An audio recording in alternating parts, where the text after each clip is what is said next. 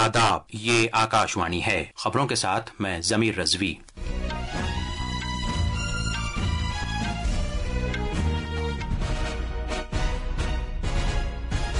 सबसे पहले इस वक्त की सुर्खियां। सदर जमहूरिया द्रौपदी मुर्मू ने आला तालीमी इदारों पर जोर दिया है कि वो मसनूई जहानत के शोबे में नए इकदाम करें।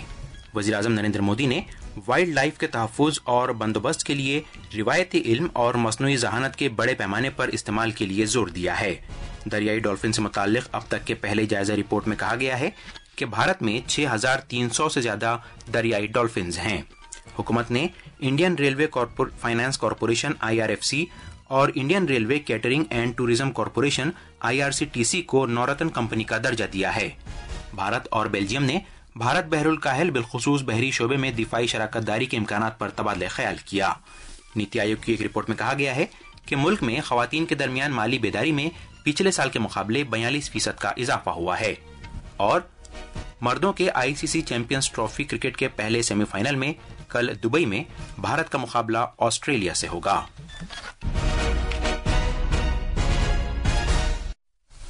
अब खबरें तफसील से। सदर जमहूरिया द्रौपदी मुर्मू ने आला तालीमी इदारों के सरबराहान से जोर देकर कहा है कि वो मसनूई जहानत के शोबे में नए इक़दाम करें। मोहतरमा मुर्मू ने ये बात आज नई दिल्ली के राष्ट्रपति भवन में मुनक़िदा 2 रोज़ा विजिटर्स कॉन्फ्रेंस के इफ्तिताही इजलास से खिताब करते हुए कही। ये 2 रोज़ा कॉन्फ्रेंस आज राष्ट्रपति भवन में शुरू हुई। वर्ष 2025 को हमने द ईयर ऑफ AI घोषित किया है। आज मैं उच्च शिक्षा के नेतृत्व से जुड़े आप सभी लोगों से ये अनुरोध करती हूँ कि आप सब आर्टिफिशियल इंटेलिजेंस के क्षेत्रों में नए और बड़े काम करें और करवाएं। सदर जमहूरिया ने कहा कि भारत को इल्म पर मबनी मईशत का एक अहम मरकज बनाने के हदफ को हासिल करने में आला तालीमी इदारों के सरबराहान का कलीदी रोल है। उन्होंने तालीम के साथ साथ तहकीक पर खुसूसी तवज्जो मरकूज करने की जरूरत पर जोर दिया। शिक्षण के साथ साथ शोध कार्यों पर भी बहुत ध्यान देने की आवश्यकता है। शोध कार्यों के संबंध में मैं ये कहना चाहूंगी कि शोध कार्यों की सार्थकता उसकी नवीनता, उपयोगिता और व्यापक प्रभाव में होती है। मैं आशा करती हूँ कि भारत के उच्च शिक्षण संस्थान स्थानीय, क्षेत्रीय और राष्ट्रीय चुनौतियों का समाधान प्रस्तुत करेंगे। इफ्तिताही इजलास के दौरान सदर जमहूरिया ने इख्तिरा, तहकीक और टेक्नोलॉजी के तरक्की के जुमरों में 8वें विजिटर्स अवार्ड्स भी अता किए। वज़ीर-ए-आज़म नरेंद्र मोदी ने वाइल्ड लाइफ के इंतजाम में बड़े पैमाने पर रिवायती इल्म और मसनूई जहानत के इस्तेमाल पर जोर दिया है। वज़ीर-ए-आज़म ने जंगल की आग और वाइल्ड लाइफ के तनाज़ात के इंतजाम के लिए मसनूई जहानत, मशीन लर्निंग और जोग्राफियाई नक्शा साजी के इस्तेमाल पर भी जोर दिया है। वज़ीर-ए-आज़म वाइल्ड लाइफ के तहफ़्फ़ुज़ के आलमी दिन के मौके पर आज गुजरात के जूनागढ़ जिले में सासनगीर में वाइल्ड लाइफ से मुताल्लिक़ कौमी बोर्ड की 7वीं मीटिंग की सदारत करते हुए इजहार ख्याल कर रहे थे। वज़ीर-ए-आज़म ने wild life institute of India को Bhaskaracharya national institute for space applications and geo informatics NBISAG के साथ इंसान और जानवर के टकराव के चैलेंज को हल करने के लिए मिलकर काम करने की तजवीज़ पेश की। वज़ीर-ए-आज़म ने जंगल की आग की निगरानी और इंतजाम को बेहतर बनाने के लिए खास तौर पर हिस्सास इलाकों में भारत के फॉरेस्ट सर्वे और NBISAG के दरमियान खलाई टेक्नोलॉजी के जरिए ताउन की तजवीज़ पेश की। वज़ीर-ए-आज़म ने डॉल्फिन के तहफ़्फ़ुज़ के हवाले से मकामी आबादी और गाँव वालों की शमूलियत के जरिए आगाही के फ़रोग़ देने की अहमियत पर भी जोर दिया। उन्होंने स्कूल के बच्चों के लिए डॉल्फिन के रिहायशी इलाकों में बाकायदगी के साथ जाने की तजवीज़ दी। इजलास के दौरान वज़ीर-ए-आज़म ने मुल्क में पहली बार की गई दरियाई डॉल्फिन की गिनती की रिपोर्ट जारी की, जिसमें 6327 डॉल्फिन की तादाद का तखमीना लगाया गया है। ये पेशरफ्त 8 रियासतों में 28 दरियाओं के सर्वे के जरिए हासिल की गई है, जिसमें 3150 अफरादी घंटे सर्फ हुए और 8500 किलोमीटर से ज्यादा रकबे का अहाता किया गया। उत्तर प्रदेश ने सबसे ज्यादा डॉल्फिन की गिनती की। इसके बाद बिहार, मगरबी बंगाल और आसाम ने गिनती की। वज़ीर-ए-आज़म ने वाइल्ड लाइफ के तहफ़्फ़ुज़ में माहौलियाती सयाहत के किरदार पर जोर दिया और वाइल्ड लाइफ की सयाहत के लिए बेहतर सफ़र और राब्ते की ज़रूरत पर जोर दिया। वज़ीर-ए-आज़म मोदी ने भारत में वाइल्ड लाइफ के तहफ़्फ़ुज़ की कोशिशों को बेहतर बनाने के लिए कई अहम फैसले और इक़दामात का भी ऐलान किया। इनमें जूनागढ़ में national referral centre for wild life की बुनियाद रखी गई। इस साल एशियाई बब्बर शेर की आबादी की 16वीं गिनती शुरू करने का ऐलान کوئمبٹور میں انسان اور جنگلی جانوروں کے ٹکراؤ کو حل کرنے کے لیے مہارت کے ایک مرکز کا قیام، مدھیہ پردیش کے گاندھی ساگر سینکچوری اور گجرات کے بنی گراس لینڈز میں چیتے کی آبادی کو بڑھانے کا اعلان، گھڑیال کے لیے ایک نیا منصوبہ اور national great Indian bestowed conservation action plan شامل ہیں۔ وزیراعظم نریندر مودی نے آج شہریوں پر زور دیا ہے کہ وہ نمو ایپ اوپن فورم پر متاثر کن زندگی کے سفر کو مشترک کریں۔ جناب مودی نے مطلع کیا کہ نمو ایپ پر مشترک کیے گئے متاثر کن زندگی کے سفر سے اس مہینے کی 8 تاریخ کو خواتین کے دن کے موقع پر وزیراعظم کے ڈیجیٹل سوشل میڈیا اکاؤنٹس کو سنبھالنے کے لیے چند خواتین کا انتخاب کیا جائے گا۔ مرکزی وزیر داخلہ امت شاہ نے کہا ہے کہ گوا میں 3 نئے فوجداری قوانین کے نفاذ کا بنیادی مقصد انصاف کے عمل میں تیزی لانے کو یقینی بنانا ہے۔ جناب شاہ نے آج نئی دلی میں گوا کے وزیر اعلیٰ ڈاکٹر پرمود ساونت کے ساتھ ریاست میں 3 نئے فوجداری قوانین کے نفاذ کا جائزہ لینے کے لیے منعقدہ میٹنگ کی صدارت کی۔ جناب شاہ نے تحقیقات اور استغاثہ کے عمل میں مقررہ وقت کی سختی سے پابندی کرنے کی اہمیت پر زور دیا تاکہ تیزی کے ساتھ انصاف کو یقینی بنایا جا سکے۔ یہ خبریں آکاش وانی سے نشر کی جا رہی ہیں۔ وزیر دفاع راجناتھ سنگھ نے ملک کی ترقی میں سرکاری اور نجی سیکٹر دونوں کے اہم رول پر زور دیا ہے۔ جناب سنگھ آج نئی دلی میں مسلح افواج کے فلیگ ڈے کے موقع پر CSR کانکلیو سے خطاب کر رہے تھے۔ خود کفالت کی اہمیت کو اجاگر کرتے ہوئے جناب سنگھ نے کہا کہ اقتصادی آزادی کی جانب بھارت کی پیش رفت مذکورہ دونوں شعبوں کی شراکت داری کے سبب ہوئی ہے۔ انہوں نے دفاعی صنعت میں پرائیویٹ سیکٹر کی شراکت داری پر زور دیا۔ وزیر دفاع نے قومی سیکیورٹی میں خود کفالت کو حاصل کرنے کے لیے اسے بے حد اہم قرار دیا۔ آج جو ہمارا دیش آتم نربھرتا کی اور تیزی سے قدم آگے بڑھا چکا ہے، اس میں میجر کنٹریبیوشن میں پبلک سیکٹر کا ہے، لیکن ایک میجر کنٹریبیوشن ہمارے پرائیویٹ سیکٹر کا ہے، جو کہ بھارت آتم نربھرتا کی اور تیزی سے آگے بڑھا رہا ہے، اور میں مانتا ہوں کہ اس کو اور ادھک بڑھنے کی آوشکتا ہے۔ حکومت نے Indian railway catering and tourism corporation IRCTC اور Indian railway finance corporation IRFC کو نورتن کا درجہ دیا ہے۔ IRCTC ریلوے کی وزارت کے تحت مرکزی عوامی شعبے کا ادارہ ہے جس کا سالانہ ٹرن اوور 4000 کروڑ روپے سے زیادہ ہے۔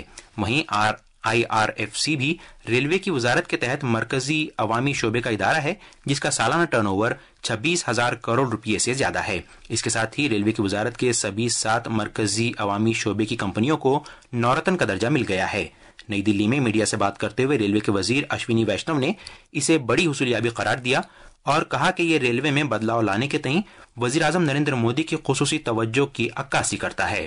All the 7 railway PSUs, listed PSUs, are of Navratna status. This is a very major achievement, and this reflects our Prime Minister Shri Narendra Modi ji's very focused attention on transforming railways.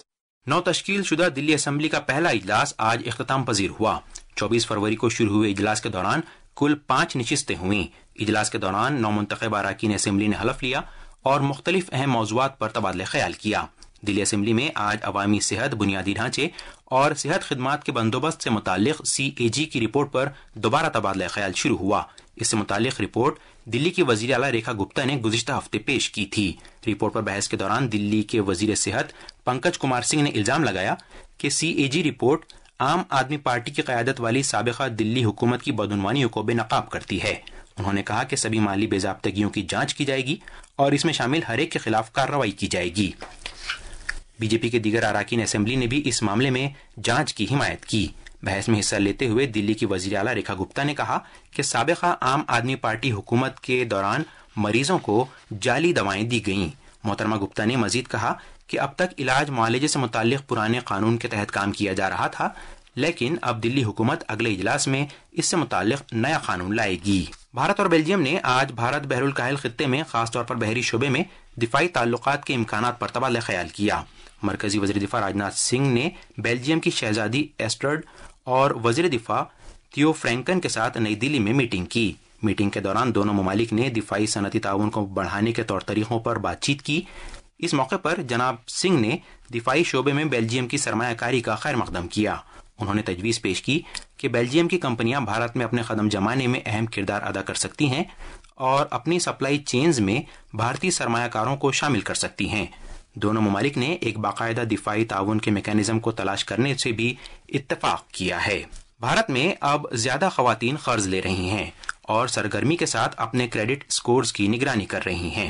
یہ بات نیتی آیوگ کی جانب سے بھارت کی مالیاتی ترقی کی داستان میں خواتین کا کردار قرض لینے والوں سے معیار تک کے عنوان کے تحت جاری رپورٹ میں کہی گئی۔ رپورٹ کے مطابق 27 دسمبر 2024 تک 27 ملین خواتین اپنے کریڈٹ کی نگرانی کر رہی تھیں، جو کہ گزشتہ سال کے مقابلے میں 42% اضافے کے ساتھ بڑھتی ہوئی مالی بیداری کا ثبوت ہے۔ رپورٹ میں خواتین کاروباری افراد کو بااختیار بنانے میں سرمایہ تک رسائی کے اہم رول پر روشنی ڈالی گئی۔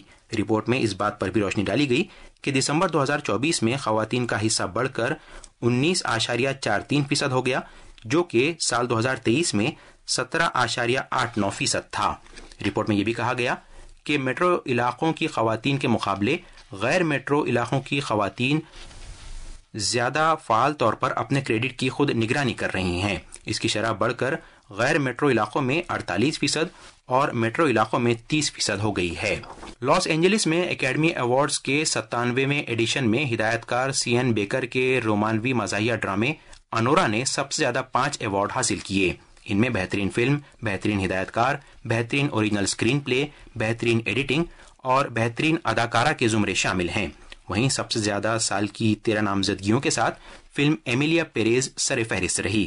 فلم دی بروٹلسٹ کے لیے اداکار ایڈرین براڈی نے بہترین اداکار کا آسکر ایوارڈ جیتا۔ وہیں انورا کے لیے مائکی میڈیسن نے بہترین اداکارہ کا انعام اپنے نام کیا۔ اسی طرح فلم ریئل پین کے لیے کیرن کلکن کو بہترین معاون اداکار کے آسکر ایوارڈ سے نوازا گیا۔ فلم ڈون پارٹ 2 نے 2 بڑے انعام حاصل کیے، جن میں بہترین آواز اور بہترین ویژول ایفیکٹس شامل ہیں۔ اکیڈمی ایوارڈز میں وکٹ کے کاسٹیوم ڈیزائنر پال ٹیزیویل نے تاریخ رقم کی۔ انہوں نے بہترین کاسٹیوم ڈیزائنر کا آسکر ایوارڈ جیتا۔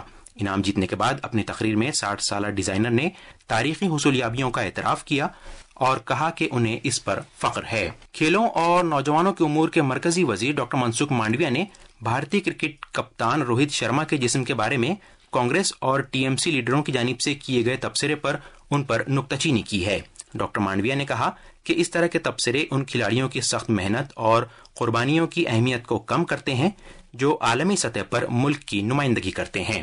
ICC چیمپئنز ٹرافی کے پہلے سیمی فائنل میں کل دبئی میں بھارت کا مقابلہ آسٹریلیا سے ہوگا۔ یہ میچ بھارتی وقت کے مطابق دوپہر 2:30 بجے شروع ہوگا۔ میچ سے پہلے آج اخباری کانفرنس میں بولتے ہوئے بھارتی کپتان روہت شرما نے یقین ظاہر کیا کہ سیمی فائنل میں آسٹریلیا کے خلاف بھارت کی حکمت عملی وہی رہے گی جو گزشتہ 3 میچوں میں رہی۔